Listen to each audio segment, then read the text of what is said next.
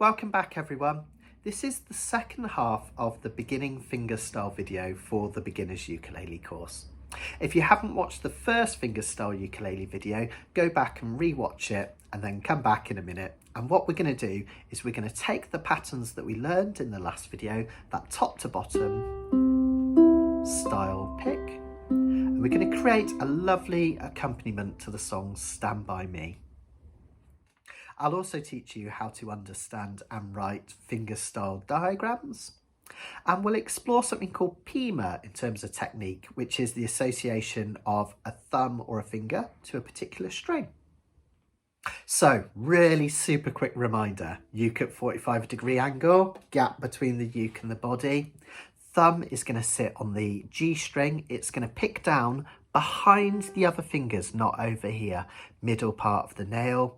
Index is going to pick up on the C string, middle is going to pick up on the E string, and the ring finger is going to pick up on the A string. Your little finger is going to anchor if you feel it's needed, if not it can float here, and we're going to pick up 1, 2, 3, 4, 1, 2, 3, 4. Now, do you remember when we were looking at strumming? It was really empowering to think that just by playing up and down with that walk, running, running pattern, you already had all the tools to play all sorts of strum patterns. Well, it's the same thing with this. If we can assign the thumb to the G string and then index, middle and ring, and we can play from top to bottom, now we can play all sorts of other patterns just by moving different fingers at different times. For instance, I could do middle two fingers first and thumb and ring finger last.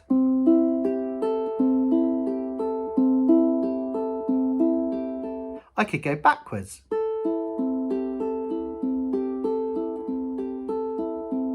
I could play two strings at the same time.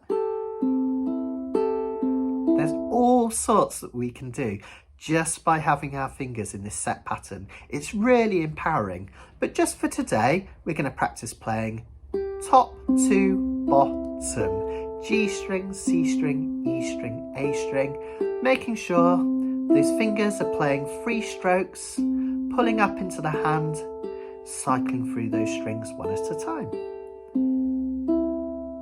Fab. You may have already noticed that a lot of musical terms are written in Latin or Italian.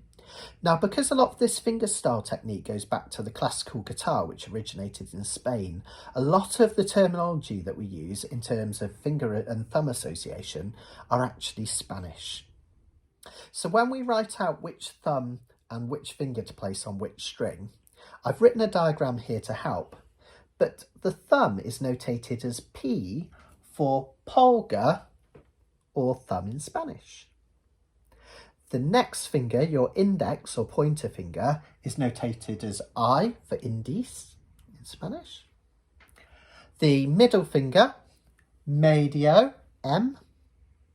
And your ring finger or third finger, A for annular in Spanish. So whenever you see a fingerstyle pattern diagram written out, every time you see P, it's telling you to use your thumb, I, index, M, middle, and A, ring finger. So if these letters here represent which thumb or finger to use, the X's along the diagram tell you which string to press. Now, the observant amongst you might think, oh, that looks wrong, because surely the G string, when we pick on the ukulele, it's the one nearest the ceiling, right? Nearest your eyes. And the A string is the one nearest the floor. Well, when we do tablature, everything is flipped upside down. It all comes back to fiddlers during when tablature was originally invented. You have to think of your ukulele this way around. And this being the nut of your ukulele, the lowest line here in tablature in these diagrams represents your G string. Next is your C string, next is your E string, and next is your A string. So if you were to flip it back round, this string here with an X is actually your G string. This one is your C, this one is your E, and this one is your A. Here's a daft thing that helped me when I was learning. Here's your ukulele played normally. Your eyes are looking down towards the strings. Imagine in this diagram that your eyes are here and they're looking towards the strings in this direction. So the first string your eyes see are this G string. So you have to think almost upside down. The next string your eyes see is the C string. The next string your eyes see is the E string. And finally, the last string your eyes see are this A string here. So let's decode the diagram. We have P for thumb, telling you to pick the G string. Then we have I for index finger, telling you to pick the next string, the C string. Then we have M for middle or medio, and that's telling you to pick the E string. Finally, we have an A for annular or ring, and that's telling you to pick the A string. Now, time in music goes in this direction. So notice we have this one first, then this one, then this one, then this one. P, I, M, A. 1, 2, 3, 4, G, C, E, A. So one measure of this picking pattern is 1, 2, 3, 4. Now, as you've been practicing along, especially the end of the last video, you've already played Stand By Me. The chords to Stand By Me are 2 measures of C. 2, 3, 4, 1, 2, 3, 4. 2 measures of A minor. 1, 2, 3, 4, 1, 2, 3, 4. 1 measure of F. 1, 2, 3, 4. 1 measure of G7. 1, 2, 3, 4. And 2 measures of C. 1, 2, 3, 4. 1, 2, 3, 4. Now, as we've talked about, each time you play through one of those PIMA patterns or a pick from top to bottom, that's a measure. So we're going to do 2 of those on the C, 2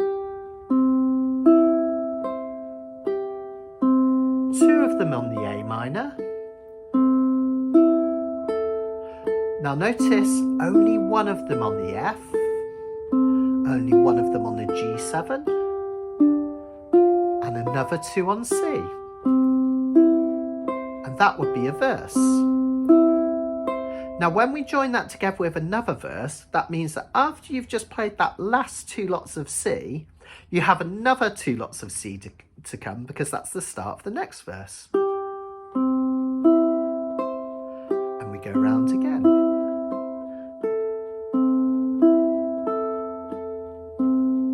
And F, 1 of those, 1 G7, 2 lots of C. You just keep that going round and round the entire song. The chorus has exactly the same chords, exactly the same timing as the verse. Let's have a go at a playthrough and see if you can join along. Keep that PIMA pattern going through no matter what. Remember, if you get mixed up with the chords or it takes you a while to change and you have a big gap like this where you've got nothing on, that's fine. Just keep this right hand PIMA-ing away, picking away, no matter what. Okay, and relax. And try and be as zen as possible as you can about it. If you find you're making a mistake, the worst thing that you can do is get anxious and tense up, because that makes it harder to do next time. So imagine you're totally chilled, you're on a Hawaiian beach and you've got pina colada and you're nice and chilled. And if you go wrong, you go wrong. You get another chance to do it next time. I'm going to give you a count to 4 and we'll start on a C. We're going to play through a verse instrumentally just to get us going. Then I'm going to start singing, but you just ignore me. You don't have to sing along. It will put you off at this point. Eventually we'll look at singing with fingerstyle in a later video. But just for now, just get comfortable with keeping that nice consistent rhythm going and just keep playing along and enjoy the song. Okay, here we go after 4. 1, C.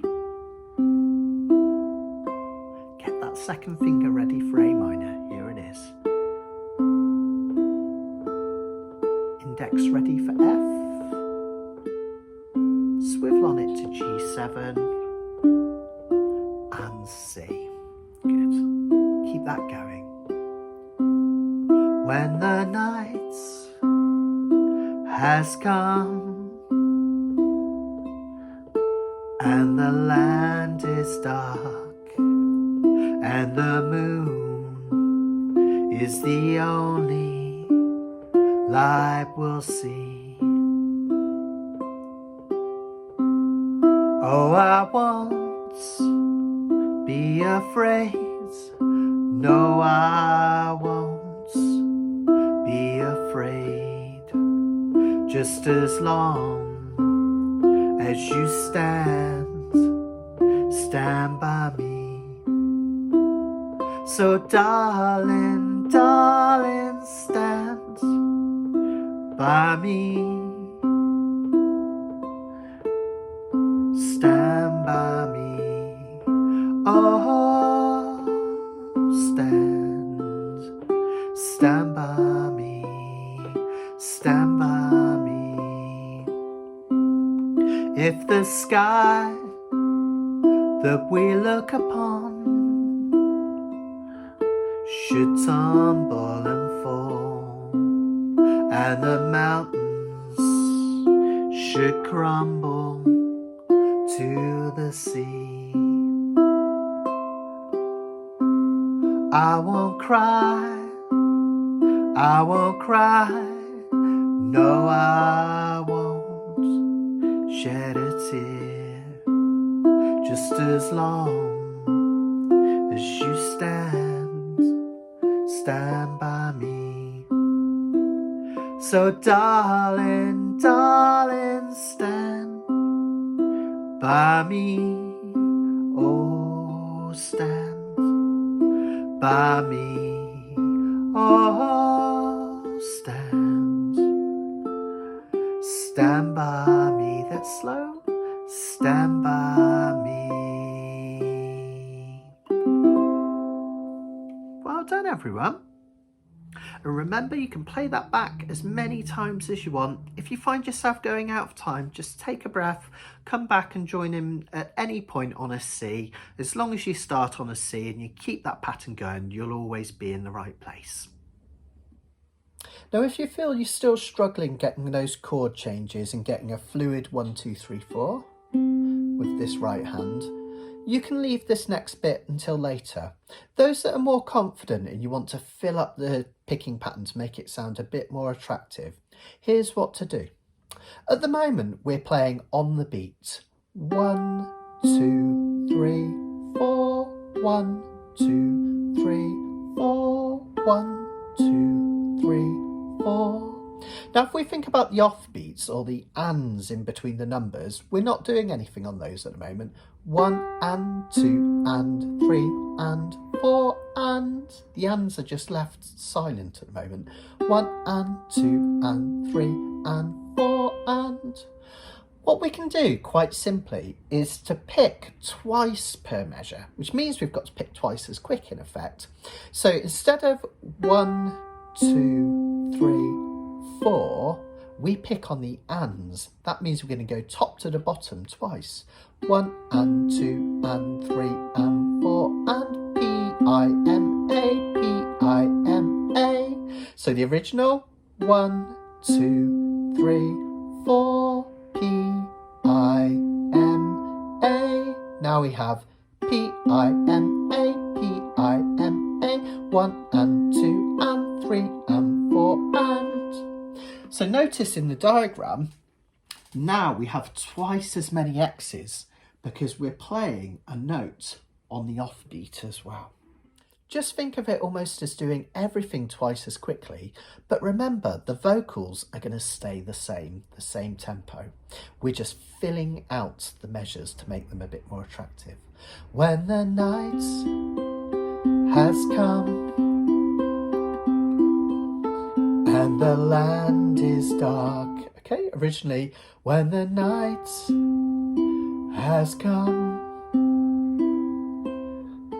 and the land is dark. Now we have when the light has come, and the land is dark. Now, of course, the other thing that means, if you're using once through that PIMA pattern to count, so you're counting one of these per measure, you need to allow for twice as many. So now, 1, 2, 3, 4. 1, 2, 3, 4. 1, 2, 1, 2, 1, 2, 3, 4. Okay, so this isn't for the faint-hearted, but let's give it a go. Because we've doubled up, we're now going to have 4 lots of PIMA on C. 1, 2, 3, 4. 4 lots on A minor. 2, 3, 4. 2 on F. 1, 2. 2 on G7. 1, 2, and 4 on C. 2, 3, 4. Then we go another 4 with another new verse on C. 4 on A minor. 2 on F. 2 on G7. 4 on C. And keep that going round and round. So because of the timing, we're now going to have 1 and 2 and 3 and 4 and as our counting. We're going to count the ands. Okay. Once you've got that, just keep it going round and round and round. Remember, if you get lost, just pause and get ready to come back in on a C when you see it coming around. Okay. Instrumental verse just as before to get us going. Let's have a try. 1 and 2 and 3 and 4 and C. 2, 3, 4. A minor. 2, 3, 4. F. 1, 2. G7. 1, 2. C for 4. 2, 3, 4. When the night has come and the land is dark and the moon is the only light we'll see. Oh, I won't be afraid. No, I won't shed a tear. Just as long as you stand by me. So darling, darling, stand by me. Stand by me. Oh, stand by me. Stand by me. If the sky that we look upon should tumble and fall, and the mountains should crumble to the sea, I won't cry, I won't cry, no, I won't shed a tear, just as long as you stand by me. So darling, darling, stand by me. Stand by me, oh, stand by me, stand by me, stand by me. One more, darling, darling, stand by me. Stand by me, oh, stand by me, stand by me, stand by me. Well done if you managed that one, fantastic. Now, I really can't state this enough. If you struggle getting that double time version together, and you're still kind of getting used to that just simple 1, 2, 3, 4 version, It's absolutely fine. Everyone has different strengths and weaknesses in ukulele, and I find that some people take to this really quickly, which is why I have that double time option. Other people find this bit incredibly difficult, but they're much quicker at changing chords and things like that. So absolutely, don't worry at all. This is something to aim for and to take your time with. You can practice through those 2 videos again and again and again, building up your confidence, and you can play on your own, starting slowly and then gradually building up the tempo. So don't feel like you need to get that straight away. This is just the tools to give you to be able to practice it, and then over time, I promise it will become easier and easier and easier. So there we are, just your first tentative steps into playing fingerstyle. Take your time with it. Just know that eventually you're going to have this really brilliant option of playing this kind of style over all sorts of pieces and adding loads of nice new dynamics to your playing. In the next video, we're going to go back to strumming for a little while, and we're going to concentrate on learning a new chord, E7, and also finding a way to make chord changes as smooth as possible.